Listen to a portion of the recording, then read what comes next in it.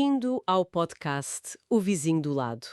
Há mistérios que simplesmente se recusam a desaparecer, não é? Ficam ali a pairar na nossa memória coletiva ano após ano. Hoje vamos mergulhar novamente num desses enigmas sombrios, o desaparecimento de Madeleine McCann. Aquela menina de 3 anos cujo rosto, pronto, se tornou um símbolo mundial de uma busca que parece não ter fim. Para esta análise, olha, reunimos várias coisas. Certos de relatórios da nossa Polícia Judiciária, a PJ, que esteve à frente no início, artigos de enciclopédia que tentam pôr alguma ordem na cronologia, que é caótica, notícias, claro, que seguiram cada passo, cada revolta, e outras transcrições importantes. A nossa ideia aqui não é, obviamente, resolver o caso. Não, claro que não. Mas sim, tentar perceber esta teia, os factos que se sabem, as pistas que não batem certo e este véu de mistério que ainda cobre aquela noite. Vamos então à Praia da Luz, Algarve, noite de 3 de maio de 2007. Estamos no Ocean Club, um aldeamento turístico. A família McCann, Kate e Jerry, médicos, ingleses, estão a jantar com amigos, num restaurante de tapas ali a poucos metros do apartamento deles, o 5A. Uhum. E lá dentro, Madeleine e os irmãos gêmeos de 2 anos dormem. Ou, pelo menos, era o que eles pensavam. Sim, essa rotina de jantar era habitual para aquele grupo. Ficaram conhecidos como os Tapas Seven, não é? O apartamento, o 5A, era um rés do chão e as portas de vidro do pátio que davam para o quarto das crianças. Sim, Estavam destrancadas, fechadas, atenção, mas não trancadas à chave. A ideia era precisamente essa, facilitar as idas regulares dos pais para ver se estava tudo bem com os miúdos durante o jantar. Uma decisão que, bem, vista agora, é de cortar a respiração. e é numa dessas verificações, já perto das 10 da noite, que tudo muda. A Kate McCann entra no quarto e a cama da Madeleine está vazia. A janela do quarto, aberta. A persiana exterior, também subida. Ui, O boneco preferido, o Cuddle Cat, está lá. O cobertor também. Mas a Madeleine não está. E ouve-se o grito da Kate, que deve ter ecoado por todo o lado. A Madeleine desapareceu. Alguém a levou. É o início disto tudo. Um drama que ainda hoje, pronto, não tem fim à vista. A calma daquela noite de férias acaba ali. É o pânico, a confusão total. Os funcionários do resort, outros hóspedes, os amigos, os pais, toda a gente começa a procurar, às escuras, pelo aldeamento. É o desespero, não é? Completamente. A GNR, a Guarda Nacional Republicana, chega por volta das 23h10. Pouco depois da meia-noite chega a PJ, a Polícia Judiciária, que é quem investiga os crimes mais graves, chamam cães de busca, começa a corrida contra o tempo. Só que é precisamente aí, nessas primeiras horas, as tais horas de ouro, que começam a surgir, bem, falhas, problemas na investigação. Há uma demora, por exemplo, a alertar a Polícia de Fronteira, as autoridades marítimas, o que seria crucial se fosse um rapto para fora do país, não é? Sim, claro. As buscas porta a porta não são logo feitas, nem são muito exaustivas, não pedem logo as imagens de videovigilância das estradas ali perto e talvez o mais grave, a preservação do local do crime, o apartamento 5A, falhou. Como assim falhou? O próprio relatório da PJ, mais tarde, refere que talvez umas 20 pessoas entraram e saíram do apartamento antes daquilo ser devidamente isolado. Imagina a contaminação. Provas que podem ter sido destruídas, perdidas, logo ali no meio daquele caos inicial. Que confusão! E para ajudar à festa ainda surgem testemunhos, avistamentos que, em vez de ajudar, baralham ainda mais. O primeiro é o chamado avistamento Tanner. Uma das amigas do grupo, a Jane Tanner, por volta das 9h15, isto é, antes da Kate dar o alarme. Importante esse pormenor. Ela diz que viu um homem a carregar uma criança, de pijama, claro, talvez rosa, ali perto do apartamento dos McCann, a afastar-se. A descrição era assim um bocado vaga. Branco, cabelo escuro, 1,70 m. Este avistamento ficou ali a pairar no início. Chegou a ser ligado ao primeiro arguido, o Robert Morat. Pois, mas aqui há uma reviravolta. Anos depois, em 2013, a polícia britânica, Scotland Yard, quando reviu o caso todo, Sim? chegou à conclusão que, muito provavelmente, a Jane Tanner viu apenas outro turista. Um britânico a levar a filha da creche do resort. Isto muda tudo, não é? Altera a linha do tempo que se pensava para o rapto. Ah, então esse agistamento pode não ter nada a ver. Exatamente. E isto contrasta com outro avistamento que a Scotland Yard passou a considerar mais relevante, o avistamento Smith. Este acontece por volta das 10 da noite, muito perto da hora em que a Kate deu pela falta da Madeleine. Uma família irlandesa vê um homem diferente, noutra rua, a uns 500 metros do apartamento. Ok. E a carregar uma menina loira, de pijama claro, descalça e em direção à praia. A descrição deste homem é diferente. 30 e tal anos, cabelo castanho curto, calças claras, não parecia turista. E a forma como levava a criança era estranha, segundo eles. Os retratos robô deste homem só foram divulgados muito mais tarde, em 2013. Que complicação. Portanto, temos dois avistamentos, duas descrições, horas diferentes. Tentar perceber qual deles ou se algum deles está realmente ligado ao desaparecimento.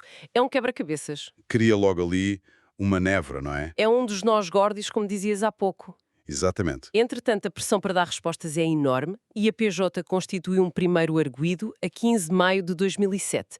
É importante explicar isto do arguido em Portugal. Sim, não é ser culpado. Não é ser um suspeito formal na investigação. Tem mais direitos, mas também fica sob um escrutínio muito maior. E o homem é Robert Murat, um consultor imobiliário luso-britânico que vivia mesmo ali ao pé do Ocean Club. Algumas testemunhas, incluindo amigos dos McCann, disseram que o viram ali perto na noite do desaparecimento. Murat sempre negou, disse que estava em casa. E a vida dele, coitado, foi completamente virada do avesso, não é? A casa foi alvo de buscas e mais buscas, a vida dele esmiuçada pelos mídia, mas no fim de contas não se encontrou rigorosamente nada, nenhuma prova que o ligasse ao caso. E acabou por ser ilibado. Sim, em julho de 2008, o Estatuto de Arguido foi levantado. E mais tarde o Murat até ganhou processos em tribunal contra jornais britânicos por difamação, pela forma como o trataram.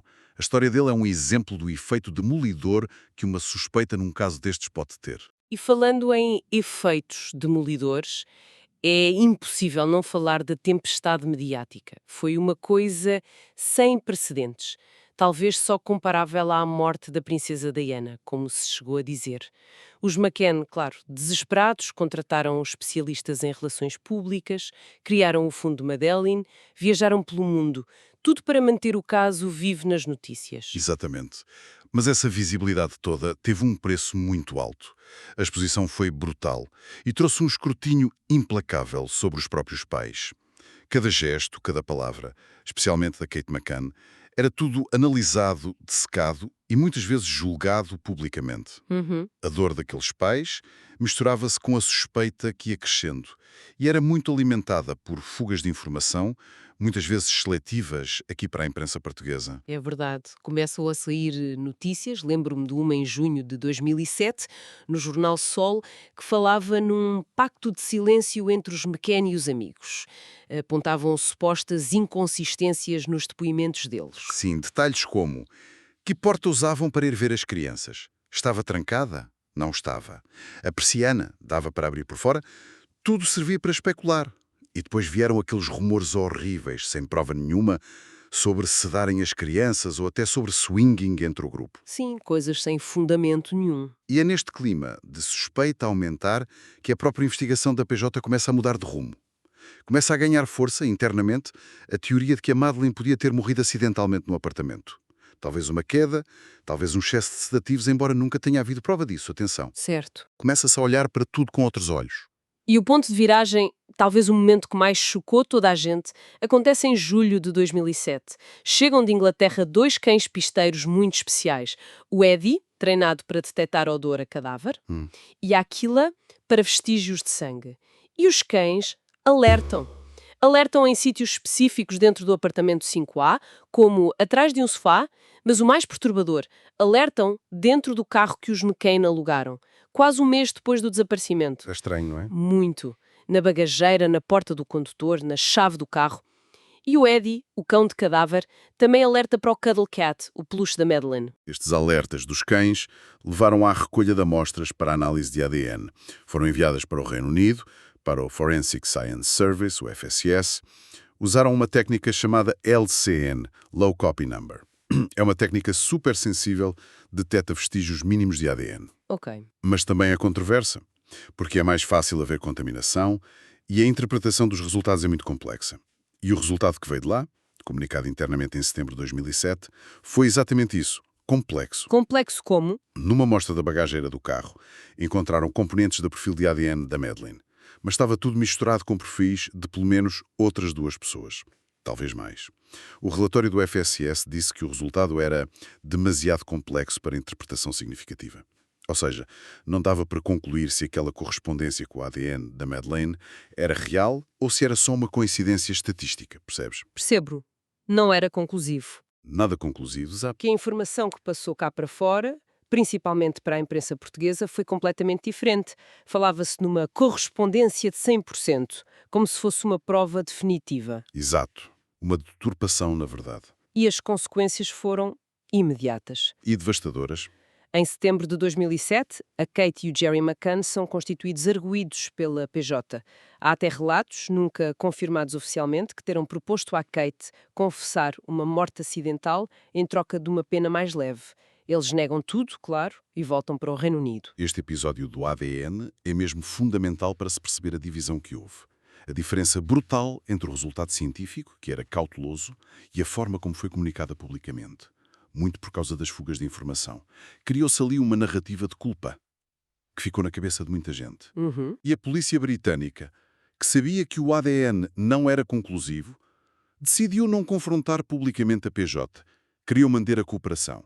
Mas isso permitiu que a narrativa errada continuasse. Foi, na prática, um julgamento na praça pública, não é? Com danos brutais para a reputação dos McCann. E estas tensões todas acabam com o afastamento do inspetor Gonçalo Amaral, que coordenava a investigação em outubro de 2007. Ele tinha feito críticas à polícia britânica e ele manteve sempre convicção de que os pais eram culpados. E depois, em julho de 2008, a Procuradoria-Geral da República arquiva o caso. A conclusão oficial: não há provas suficientes para acusar nem o Robert Morado, nem os McCann. Deixam de ser arguidos. Milhares de páginas do processo são tornadas públicas. Mas 3 dias depois do arquivamento, o Gonçalo Amaral lança o livro dele, Medi, A Verdade da Mentira, onde ele expõe a teoria da morte acidental e da ocultação. E aí começa uma batalha legal enorme entre os McCann e o Amaral. Processos por difamação que se arrastaram há anos e anos, com recursos, sim, lembro-me disso. até que o Supremo Tribunal de Justiça português, em 2017, deu uma decisão desfavorável aos McCann. Argumentou, entre outras coisas, que o arquivamento não era uma prova de inocência. Uma luta muito longa e desgastante. Entretanto, apesar do caso estar arquivado em Portugal, os McCann nunca pararam. Com o dinheiro do Fundo Madeleine, contrataram os seus próprios investigadores privados, empresas internacionais, detetives. E foram esses detetives privados que fizeram, logo em 2008, os retratos robô do tal avistamento Smith. Aquele que a Scotland Yard depois veio a dizer que era o mais importante. Mas, curiosamente, esses retratos só foram divulgados pela polícia britânica 5 anos depois. Pois, essa convivência entre investigações oficiais e privadas é sempre complicada. Pode trazer pistas boas, como os retratos robô, de facto, mas também pode ter confusão, trabalho duplicado, falta de coordenação e até se pode perder informação importante se não falarem todos uns com os outros. Mas a situação muda outra vez em 2011, certo? Aí entra em cena a Scotland Yard, com força. Sim, houve muita pressão mediática outra vez e os McCann apelaram diretamente ao governo britânico. E então a Scotland Yard, a polícia de Londres, lança a Operação Grange, que foi uma revisão gigantesca de tudo o que existia sobre o caso. Documentos, avistamentos, depoimentos, milhares e milhares de coisas. E qual era a linha deles? A teoria principal deles apontava para um ato criminoso por um estranho, talvez um rapto planeado com motivação sexual, ou então um assalto ao apartamento que correu mal, talvez a Madeleine tenha acordado. Deram muita atenção a um pico de assaltos que houve na zona naquela altura e a relatos de homens suspeitos ali nas redondezas dias antes.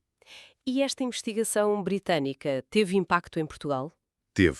Os novos elementos que a Operação Grange trouxe, principalmente a validação do avistamento Smith e a divulgação daqueles retratos robô em 2013, fizeram com que as autoridades portuguesas reabrissem o inquérito. nesse mesmo ano, em 2013. Ah, ok. E em 2014 até vimos aquelas buscas conjuntas, polícias ingleses e portugueses a escavarem terrenos ali na Praia de Luz, embora não tenham encontrado nada de relevante que se saiba. A análise dos dados dos telemóveis de quem estava ali naquela noite também passou a ser um foco importante. E depois, chegamos a 2020. E aí, há uma notícia que, abala isto tudo outra vez. E que reacende a esperança de se encontrar respostas, mesmo que sejam as piores respostas. As autoridades alemãs anunciam que têm um novo suspeito principal. Sim, Christian Bruckner, um cidadão alemão com um historial criminal longo e pesado, incluindo o abuso sexual de crianças e a violação de uma idosa americana no Algarve, em 2005. Não muito longe da Praia da Luz. E ele estava cá em 2007? Estava. Vivia na zona do Algarve, em 2007, muitas vezes numa autocaravana. E o que dizem os alemães? Os procuradores alemães foram muito diretos. Dizem que têm provas concretas de que a Madeleine está morta e que foi o Bruckner.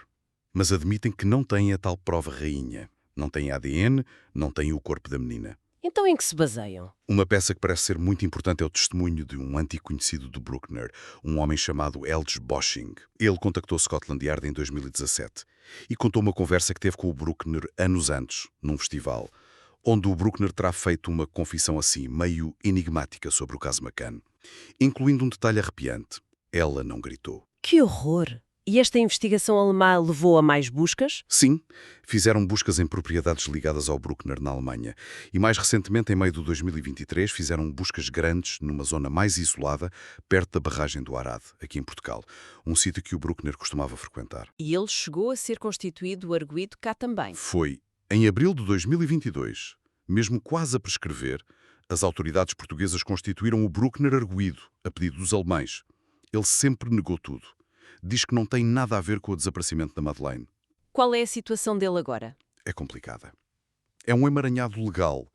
Enquanto estava preso na Alemanha por aquela violação de 2005, ainda enfrentou outros julgamentos por crimes sexuais aqui em Portugal, mas foi absolvido de alguns em outubro de 2024. Foi libertado na Alemanha em setembro de 2025, depois de cumprir a pena. Antes de ser libertado, recusou ser entrelistado pela polícia britânica. Os alemães parecem estar mesmo apostados em construir um caso sólido contra ele pelo caso Madeleine. Mas lá está, a falta de uma prova forense direta continua a ser o grande problema para o acusarem formalmente deste crime. E houve novas buscas coordenadas por eles cá em Portugal em junho de 2025. Tantos anos, tantas pistas que foram seguidas e depois abandonadas, não é? Falou-se de pedófilos britânicos, de um suspeito suíço que morreu, entretanto, até de pessoas famosas com casa na zona. A Operação Grange, só essa, já custou mais de 13 milhões de libras até o início de 2024. E continua a receber dinheiro. É verdade. E a persistência dos pais é incrível. Agora, nos 17 anos, eles partilharam uma mensagem a falar da dor que não passa, de viverem no limbo, mas mantêm a esperança. E é nesse limbo que o caso continua. Está aberto oficialmente em 3 países: Portugal, Reino Unido, Alemanha. Há um suspeito principal identificado, o Christian Bruckner. Os alemães acreditam ter provas fortes contra ele, mas ou não são suficientes ou não foram totalmente partilhadas para levar a julgamento por este crime em específico. A cooperação internacional existe, mas é sempre complexa. E as perguntas essenciais, onde está a Madeleine? O que é que lhe aconteceu naquela noite? Continuam sem resposta. Definitiva, pelo menos. Ok, então resumindo. Uma menina desaparece de um quarto de hotel, sem rasto. As primeiras horas são um caos. A investigação inicial tem falhas claras. Depois vêm as suspeitas chocantes sobre os próprios pais, alimentadas por provas que não eram claras e por uma comunicação social voraz. Completamente. O caso é arquivado, mas ninguém esquece. Anos mais tarde reabre-se com a investigação britânica e finalmente surge este novo suspeito alemão que parece ser o foco principal agora. Mas a Madeleine continua desaparecida. É uma odisseia de dor, de suspeita, de mistério. O que é mesmo fascinante aqui, e também perturbador, é como as narrativas sobrevivem. Uma vez que essa suspeita sobre os pais foi lançada, mesmo depois do caso ser arquivado por falta de provas contra eles, essa ideia continua a ter uma força enorme. Coexiste com a teoria do rapto por um estranho. É verdade. E isto mostra bem o poder que os mídias e as fugas de informação tiveram. Moldaram a opinião pública e, quem sabe, se calhar até influenciaram o rumo das investigações. Levanta questões muito sérias sobre justiça, sobre a verdade e sobre o impacto que isto tudo tem na vida das pessoas envolvidas. Um impacto que nunca mais desaparece. Mais de 17 anos depois, e a busca continua. O mistério parece ficar mais denso a cada ano que passa sem respostas. O que é que ainda poderá aparecer? Uma memória que alguém recupera? Um testemunho de última hora? Um objeto encontrado numa busca futura? Quem sabe? E para além desta tragédia específica, o que é que a persistência deste enigma nos diz sobre nós? Sobre nossa necessidade, quase coletiva, de encontrar respostas, de pôr ordem no caos, mesmo quando essas respostas parecem impossíveis de encontrar. Fica a pergunta.